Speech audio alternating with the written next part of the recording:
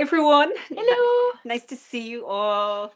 As you can see, it's not just me today. We've also got Magali with me. Again, as always, if you are not hearing me properly, if there's any problem with sound, just give us a wave and we'll work on it, because we don't want to be sitting here talking without anyone being able to hear us, because that's not a great way to go. Hey Denise, good morning from cold Illinois. It's kind of chilly here in Cork as well. It's like, I'm fairly certain it is not the temperature it is in Illinois. Yeah, no, I don't think it's Illinois cold, but but it's chilly. It's very chilly, and it's great for jumpers. You're and totally right, and like multiple layers. I'm all about the leggings and jeans on top of it, and big woolly socks. The socks are big. The socks are great. As long as you've got your socks and your head protected, you're fine. I know. But it does start making it feel like we're coming up to Christmas. Like we're really heading into the Christmas season when the temperatures start dropping down. And I've got like, I feel like a survivor making my way through December. It's like, I've made it. We're almost at the shortest day of the year and we're hanging in there. It's almost Newgrange Day, almost, the winter solstice. A distinct lack of sunshine, though, so the cloud is going to have to clear before that day comes. I'm just seeing who we've got. A cold Chicago here from Irina, and Carol is from East London. Chilly in Florida today. I'm going to assume, Kimberly, that it's still a little warmer in Florida, but you never know. I know you still get cold weather occasionally in Florida. Believe it or not, my husband is actually over there at the moment, and he's not been telling me what temperature it is because he doesn't want to depress me. And we've got Rocky Top in Tennessee, cold, but you get to wear your knits. There you go. See, there's an upside to everything, even cold weather. Audrey's in Chattanooga. It was in the 30s when you woke up, so similar temperature to here. Oh, Fahrenheit. Yes. Oh, Celsius. If you've got 30 Celsius, you're pretty much in the high 70s, low 80s. No, actually, it's more into the 80s, I think. Are there about 30 Fahrenheit is close to zero for us, right? Yeah. 32. So yes, I think everyone is heading into the cooler weather. So I hope you're all staying warm. And Chroi is kind of the perfect thing for this weather. We have hiding over behind the computer. We'll get her to come over at some point later on, perhaps, is Nadia. And as we were sitting and chatting, she put Chroi on and has decided it's like the perfect over cardigan. It goes with everything. It keeps you warm in every situation. So this kind of weather where you just want that extra layer, but you want it to be, to stay intact. It's kind of, to me, that's what I use. That's kind of like I keep it in the house or in the studio or something where it's easy to take on and take off as the temperature goes up or your heating kicks in and things like that. I'm just watching. Oh, we've got, I can see that we've just popped up that I'm wearing the Dirkula sweater. I love that. And you're wearing the Hawthorne sweater. The Hawthorne and the Blossom. Yeah, it's one of my favorites, really, because it's so wearable. And like, this is just perfect as well. Like, it's not too close and it's kind of a nice barrier against the cold. And I wear this is the perfect one for me anyways. No, it looks perfect on you. I really like the Dirkula. I made the Dirkula once, and it's a favorite, I think as well. People notice it on the rack, and it's a really nice one. But now let us know if you're knitting on Chroi, how you're getting on, where you're at, or if you've had further questions that have popped up as we're going through. So the last day we were talking about the yoke, and I was trying to explain about the fact that it's a deeper yoke, which means that your armhole is going to be deeper, coming down further here. So the sleeves will be starting further down the body. And that also actually is going to mean that if you've got a standard place where you put in waist shaping, everything's going to automatically drop a little bit further down because of the deeper armhole. But there was a reason for the deeper armhole. It's so that you can wear it like I was talking about, where I can take this cardigan, I can throw that, or the sweater, you can throw the cardigan over it and it's going to fit and it's not going to feel too tight. So there was a really good reason, I promise, for having the deeper raglan yoke. But it does have a knock-on effect as you kind of go through. I'm just going to pull up here and see if we have any questions. We've got Wendy's in Chicago, and Irina, Chicago feels like minus 21 Celsius. Oh, I don't even want to think about it. Wendy, you love the ice that you made from wool half a dozen years ago. Yeah, so the iced cardigan it's kind of the starting block for this. That was a free pattern on Knitty. It was in a super chunky yarn and it was a shorter one. So that was the I suppose the basic idea for the shaping of it. And it's it's the same kind of idea. It had a deeper yoke as well, and it had the double layer front for the garter stitch that folded over each other.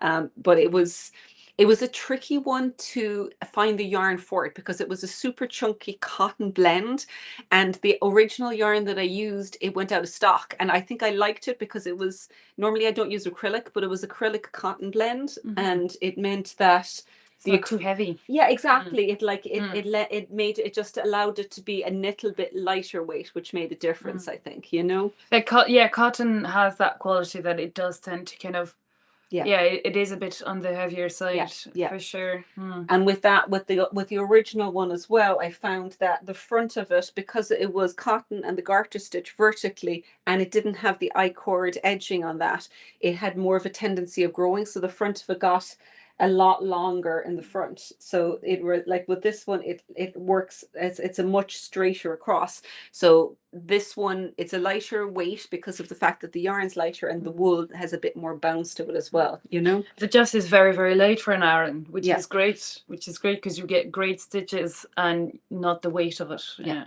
It's surprisingly light, isn't it, when you pick it up the way when you pick it up, and like when you knit it up, it's like it's really nothing. And it kind of grows really quickly, which is really nice as well for a piece like this. So yeah.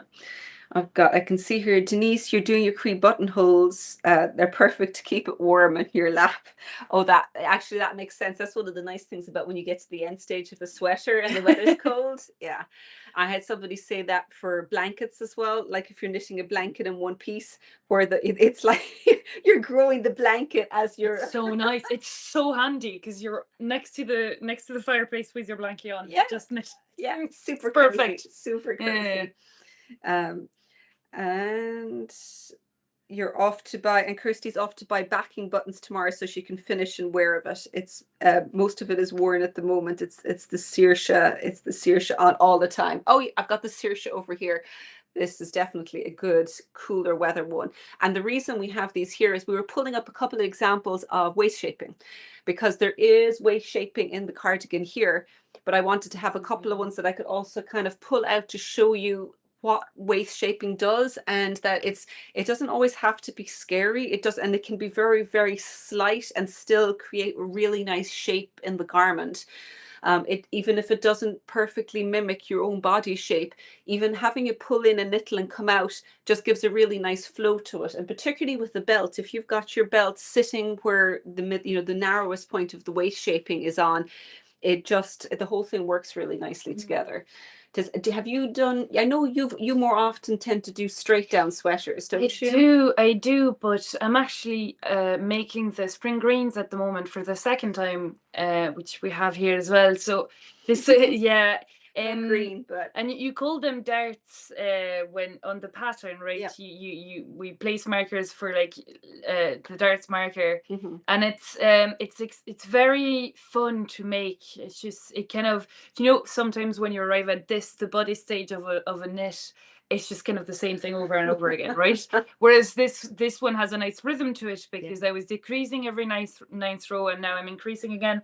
It feels like you're making progress, doesn't it? It does. True. And the wool I'm using now has incredible stitch definition, so it's just such a beautiful pattern. Yeah, you can really see it. You can really see like the little V's. Yeah.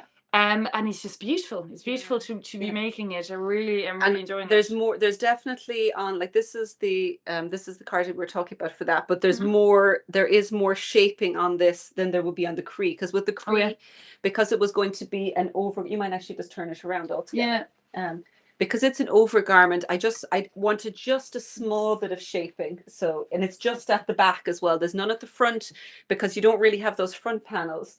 So it's all right. So it's it's quite subtle, and you have to really. I'm trying to remember where it was. Good question. Where is it? There are. I can see it a lot here. No, I beg your pardon. It's in the sides. It wasn't the darts. It was. I don't even remember where it was. Yeah, you can see it down the sides there. The shaping down here and up along there. So it's worked down the sides which I actually found helpful because it also positioned where the belt loop was. So you've got decreases coming down here, then you've got the position of the belt loop, and then you start increases down underneath. So it means that you can really see where it's going to go. And I would, like, when you're doing this, if you put it on, you start the decreases after your fullest bust point. So put it onto stitch markers, whatever you can, so that you can stretch it out. Second needle, waste yarn, doesn't really matter. Put it on, make sure it's gone past the fullest bust point. Then you start the decreases, and you want to finish the decreases at the point you would want the waist. So if you're in doubt, just get another belt, tie it around your waist. Where does it sit naturally? Where would you want to wear it when the cardigan's finished? And you want to make sure that your decreases are finished by the time you hit that point. And then you have a few rows straight, usually like about 1.5 inches, and then you start doing the increases as you go down. And for the shorter version that it finishes here, there's only a couple of increases, and then there's one more for this because the hips are wider when you reach a little bit further down. What kind of positive ease would you have in mind for this then, if you're measuring your waist, depending on the garment? With this, maybe? I use the same as for the rest of it. So like I think like it was kind of 2 to 4 inches for the whole thing here, and I do the same thing for the waist. So if you went for 4 inches in the bust, you probably want to do the same thing for the waist. So when we're measuring our waist, we kind of have that in mind as well. Yeah, and it's never going to come as small as your waist, because it's when you sit down, you don't want it tight. You want you just want a little bit of shape as opposed to fitted. Yes, of course. It's not.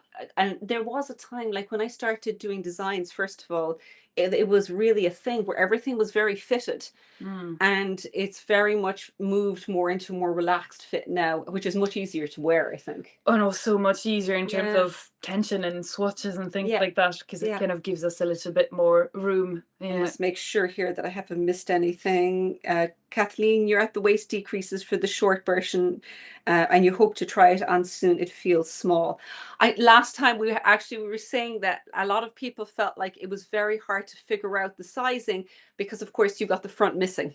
So you're just looking at the sizing across the shoulders, across the back, because you can't actually size the front, but you can still, from a vertical point of view, you can still definitely tell.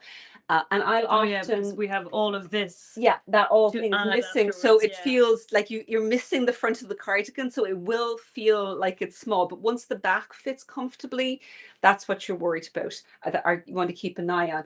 And do keep an eye on the length. If your gauge grew when you were doing your swatch, I get a steamer out, steam it so that it relaxes lengthwise, and you get a much truer length fit then. Otherwise, it could be kind of much higher up, and then as you block it, it could grow quite a bit.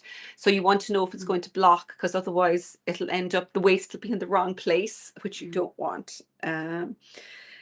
Mel, you're so glad your cruise finished. You the cold this week, and it's like waking a big cozy hug. Exactly. That's how I feel this is, and that's why I had the double collar, because it's it's like wearing a shawl or a scarf while you're wearing the cardigan. It's very, very handy. Oh, you actually just asked the question that was asked here. How much ease should you add for the waist compared to the body measurements? There we go. We preempted it. But yeah, basically I would do pretty similar to the rest of your body, but like take a measurement around your waist. If your waist is a bit wider than your bust or similar to your bust, then use the same amount of ease. If you are worried about it getting it too tight at the waist, then maybe just take one of the decreases out. But there's not many decreases coming in for this waist, so it's not a very aggressively shaped waist. The only thing you do want to watch is just where the last one ends, is that you don't want it too high or too low relative to your true waist. So I wouldn't worry so much about how many decreases. It would be more where they were, and whether you needed to move them closer together or further apart would be more important, I think, for this. Let me have a look here if there's any. Melvia, you were saying you like the subtle shaping. It really enhances the flow, and you're at the hip increases. That's been my experience with this, is that it's not intense shaping. It's very, very gentle, and it's just to give a little bit of a flow for the belt to fit in the right place when you put it on, basically. So it shouldn't feel uncomfortable or tight around the waist ever, because you're only talking about a couple of I'm trying to remember, I think it might only be 3 or 4 decreases coming down to the waist. So you're only talking about a few inches in, really. So it's not a very aggressive pulling in of the waist. It's just and as you say, you want to be able to wear something underneath as well, so this needs to be kind of over. Exactly. Sherry, it's like, hello from cold northern Indiana. I think almost everyone is cold at the moment. We're at the wrong time of day for anyone in Australia, but you're actually probably sitting here. If you're listening on replay and you're going, we're sitting here sweating, it's like, enjoy it, because you'll be cold soon. But yeah, because we're at the time of the year now where we're dreaming of the warm weather and forgetting how unpleasant it can actually be. It's the night time for us, like how short the days are. That is kind of that's what's. We've got you're still swatching. Should the swatch be hung to make sure if it stretches that the waist will be in the correct spot? You don't want to add waist shaping in the wrong spot. It's going to depend on what yarn you're using. If you're using Jas, it's a lightish yarn, so it doesn't grow enormously underweight. What's more important is that you block it, because if you get growth, it's more likely due to blocking than it is from the weight of the yarn itself. If you're using a superwash, then all bets are off, because superwash just has a mind of its own and it will grow. And if in doubt, you can do both. Like, don't hang anything when it's wet, because that is going to stretch it out of shape. So dry it flat, measure to see the length you get for the row gauge, and then if you want, you can hang it for a day or two with some clothes hangers on the bottom to see if you get a little bit of growth. But if it's Jas, it's not really going to have that much growth. If you're using a different yarn, then you can, it's going to behave a little differently depending on how it's spun. But it's like, I don't find a lot of vertical, like a little bit of growth, but not excessively so. But yeah, or even when you're steaming it, as you're knitting it, when you put it up, if you steam it as it's going down, that will also give you a pretty good idea, I think. Because Jas is a lot of it's merino anyways, and it's very elastic in that kind of, it really kind of get its shape back. But blocking is I think we've talked about this before. Blocking is really essential for the Jas, in my opinion. It's very different. It's very different. Yeah, and I think it's important to get it done, get it wet at least once. Yeah. Because you don't want it, like, if you get wet, if you're outside taking your bins out or something, and there's and then it rains on it, and it might react to it, like. And it's a different fabric as well when it's wet. Like when it's after blocking, it's actually a different fabric. I think the mohair is a little bit more noticeable afterwards. Like it becomes the halo glow, it grows a little bit on it. And it really gets, like, when you were raising the spring greens there, it really pulls make it a fabric and pulls the wool together, really. This one is done in Jas as well. This is low? No, it's not low. No, that's the fog. That's the fog. Yeah. But this one, the reason we were talking about darts is this has waist shaping. It has more shaping, so it comes in more for the waist, and it's in what would be known as dart lines. So these would be along the princess seam. So in the back, it's a third, a third, a third. And in the front. And on the front, it would be a quarter from each side, because you want it a little bit further out. And it's going to be more subtle because it's within the fabric like this. So it's going to give you, it'll still give, you can probably see that the shaping comes in, but it's not going to be as obvious because it's, unless it's worn, because it's within the fabric. Whereas when you have it on the side, even though it doesn't pull it in as much, you'll actually see it more because it's right on the seam line where you're pulling it in. Which I quite like for ones like this where they have a belt, because you're pulling it in with the belt anyway, so it's just working with the belt to kind of do what you want. Whereas this is more discreet. Yeah, it's much more subtle. Even though there's more shaping in this, when you put it up next to the other, it's harder to actually decipher it, I think. I see. Yeah. Let's make sure I haven't finished any, missed any questions. Kirsty, you love the cold weather wearing your knits. Melvia, what is the name of that pattern? This one is Spring Greens. It looks different. Well, we've got two versions. The reason it's called Spring Greens is the very first version was in green, bright green for my mother. And this version we've just reknit in Jas. But it's a top-down, very, very basic, straightforward cardigan with all of the neck shaping is just done with short rows, and then the rest of it is just raglan and waist shaping going down. But it's just a plain vanilla cardigan, is probably the best way to put it. It's a nice knit. It's a really nice knit. I'm really enjoying it. But it does work well in Jas. It works really well in gels. Yeah, it does. It's kind of a nice bounce to it. And Kirsty, you say it's so much softer after blocking. It does. It feels very, very different. And I think, yeah, you get a halo, you get a bloom, and it works very, very differently. Melvia, that's very versatile, especially in jazz. It is. It's very straightforward. It's one. I actually, if I was going to do another one, I think I'd do one kind of in stripes, or even in not so much stripes, in a kind just blending from one color to another would be fun, with like just from like fade fading from one down to the other could be kind of fun, or even just random interspersed horizontal stripes. But I'm a big fan of stripes. Oh well, you don't need to convince me. I'm very French that way. I just love a good navy stripe. French in you comes out. Oh yeah. So many stripy, like anything. Yeah, anything with stripe, and I think anything that has this kind of quality of like can go with everything. Yeah.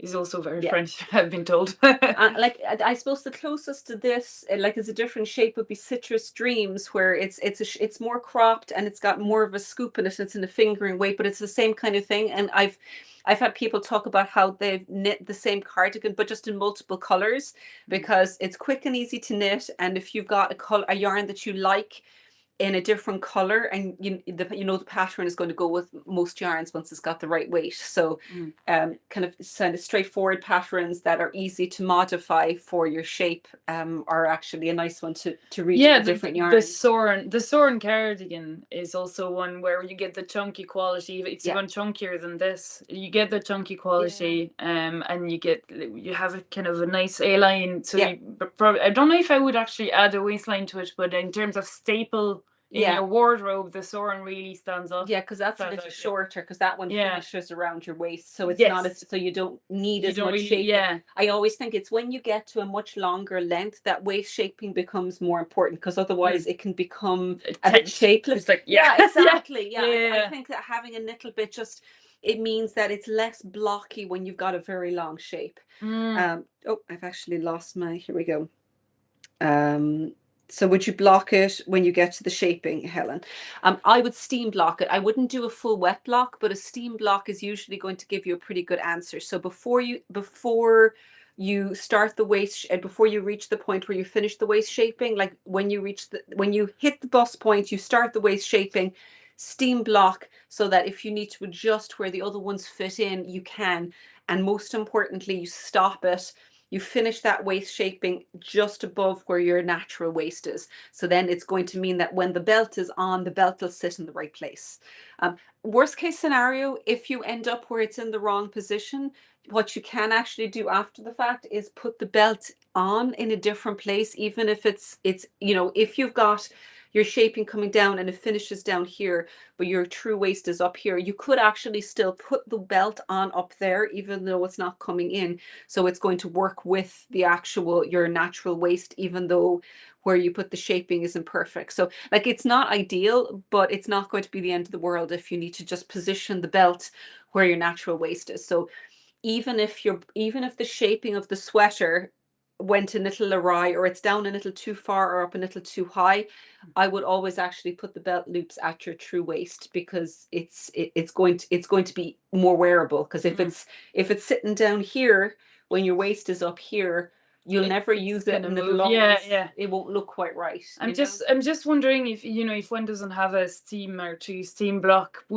do you think like putting it under a wet towel, like not wet but damp, would it have the same effect as steam blocking? What I've done before I had a steamer, a water bottle, spray water bottle. Water will do the job. Oh, that's a good one as well. Or if you've got an iron with a steam function, don't ever touch it. But like most irons have a steam, so you can just steam over it, but don't touch, and that will also work if you don't have a steamer. So it's the same. That's a good one, anything that relaxes the fibers, but you can't, because it's still on the needles, you can't actually go and dunk the whole thing in water, because you don't want to put your needles in water. Like, you could put it on a string, but I think most of the other ones, it's going to give you like a fairly accurate result without having to get the whole thing wet at that stage. And wait for a few days until it blocks as well, it dries out as well.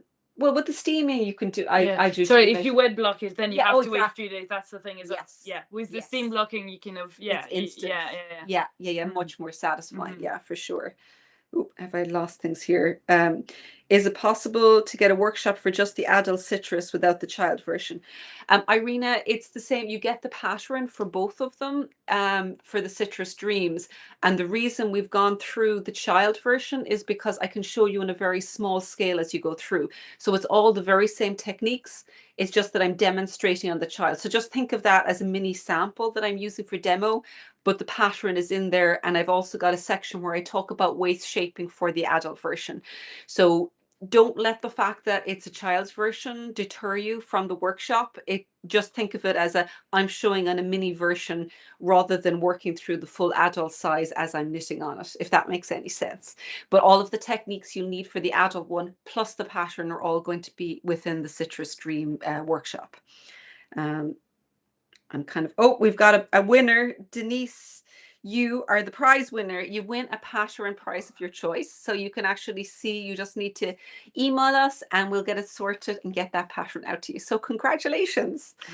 I must have a look. Oh my God, look at that. It's actually, it's 5-4. How did that happen?